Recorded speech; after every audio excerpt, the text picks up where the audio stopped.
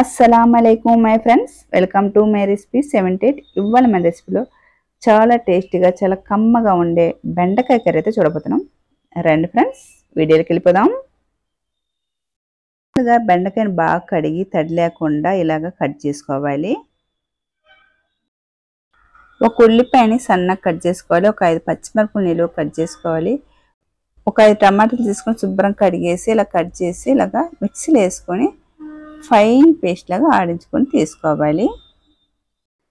ఇలా స్టవ్ మీద ఒక ప్యాన్ పెట్టేసుకోవాలి. ప్యాన్ పెట్టేసిన తర్వాత ఒక 2 గరిటెలు ఆయిల్ వేసుకోవాలి. ఆయిల్ వేసుకున్న తర్వాత ఆయిల్ హీట్ ఎక్కిన తర్వాత కట్ చేసుకున్న బెండకాయ ముక్కల్ని ఇలాగ ఆయిల్లో వేయాలి.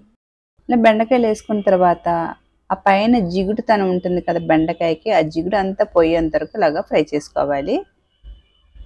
ఇలా ఫ్రై అయిన తర్వాత ఇప్పుడైతే ఒకసారి ఇలాగ బెండకాయ తీసుకొని చూడాలి. పైన అయితే జిగుడుతనం అంతా పోయి ఇలా కొద్దిగా మెత్తగా అయిపోయి ఉంటుంది. ఇలా మెత్తగా అయిన తర్వాత ఇప్పుడైతే ప్లేట్లు అయితే తీసుకోవాలి. ఇలా ఆయిల్ లేకుండా మొత్తం తీసుకున్న తర్వాత మరి ఇదే ఆయిల్లో 1 టేబుల్ స్పూన్ ఆవాలు, 1 టేబుల్ స్పూన్ జీలకర్ర వేసుకోవాలి.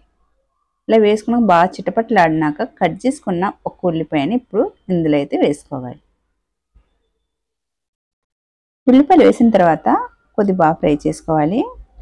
ఇలా కొద్ది ఫ్రై అయిన తర్వాత కొద్ది పసుపు, అలాగే కొద్ది కరివేపాకు, కట్ చేసి పెట్టుకున్న పచ్చిమిరపకాయలు ఇలా వేసుకున్న తర్వాత బాగా ఫ్రై చేసుకోవాలి. ఉల్లిపాయలు చూసారా పసుపు వేయగానే ఒక అందం వచ్చింది. ఇలాగ ఉల్లిపాయలు సగం వేగిన తర్వాత ముందుగా ఆడించి పెట్టుకున్న టమాటా పేస్ట్ని ఇందులో వేసుకోవాలి. ఇలా వేసాక బాగా కలుపుకోవాలి. ఇప్పుడు ఇందులో 1 టేబుల్ స్పూన్ అల్లం వెల్లుల్లి పేస్ట్,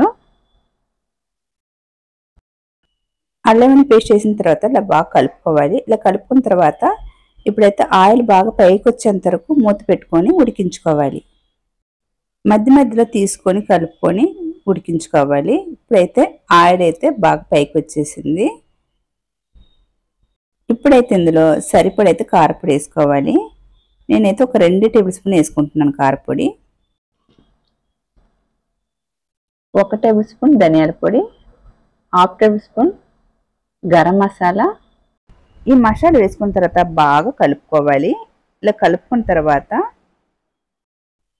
ఇందులో అయితే ఇప్పుడు ఒక 1/2 గ్లాస్ అయితే నీళ్ళు అయితే వేసుకోవాలి. ఇలా వేసుకొని ఒకసారి బాగా కలుపుకోవాలి. ఇలా కలుపుకున్న తర్వాత 1 నిమిషానికి అయితే మూత పెట్టేసుకోవాలి. 1 నిమిషం అయిన తర్వాత ఇలా తీసుకొని చిక్కటి పెరుగు ఒక 1/2 కప్ వేసుకోవాలి. ఇలా వేసుకొని ఒకసారి బాగా కలుపుకోవాలి. గ్రేవీకి సరిపడి సాల్ట్ వేసుకోవాలి. ఇలా వేసుకున్న తర్వాత మరొక నిమిషానికి మూత పెట్టుకోవాలి. 1 నిమిషం తర్వాత మళ్ళీ తీసుకోవాలి. చూసారు ఆయిల్ అంతా బయటకు వచ్చేసింది. ఇప్పుడు ఇలా ఆయిల్ అంతా ఒకసారి బయటకు వచ్చిన తర్వాత ఇప్పుడైతే ముందుగా ఫ్రై చేసి పెట్టుకున్న బెండకాయల్ని ఇప్పుడు ఇందులో వేసుకోవాలి.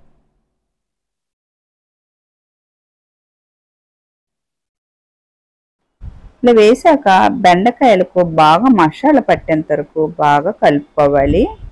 ఇలా కలుపుకున్న తర్వాత ఇప్పుడైతే దీనికి సరిపడైతే నీళ్ళైతే వేసుకోవాలి. బెండకాయ కర్రీకి ఎంత నీళ్ళు కావాలో అంత చూసుకుని వేసుకుంటే సరిపోతుంది.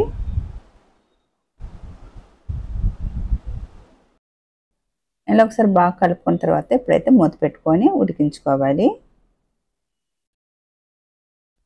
ఇప్పుడైతే బాగా ఒక 2-3 నిమిషాలకు బాగా ఉడికిపోయింది బెండకాయ కర్రీ. ఉప్పు కారం సరిపోతే వేసుకోండి. ఇప్పుడైతే సింపుల్ మెథడ్లో బెండకాయ కర్రీ అయితే రెడీ అయిపోయింది. తప్పకుండా మీరు ఒకసారి ట్రై చేయండి, చాలా బాగుంటుంది బెండకాయ కర్రీ అయితే. నా రెసిపీ కనుక మీకు నచ్చితే కనుక లైక్ చేయండి, షేర్ చేయండి, సబ్స్క్రైబ్ చేసుకోండి. అలాగే చూసే ఎవరైతే ఒక లైక్ అయితే కొట్టండి. బాయ్ ఫ్రెండ్స్, మరొక వీడియోలో మళ్ళీ కలుద్దాం. బాయ్.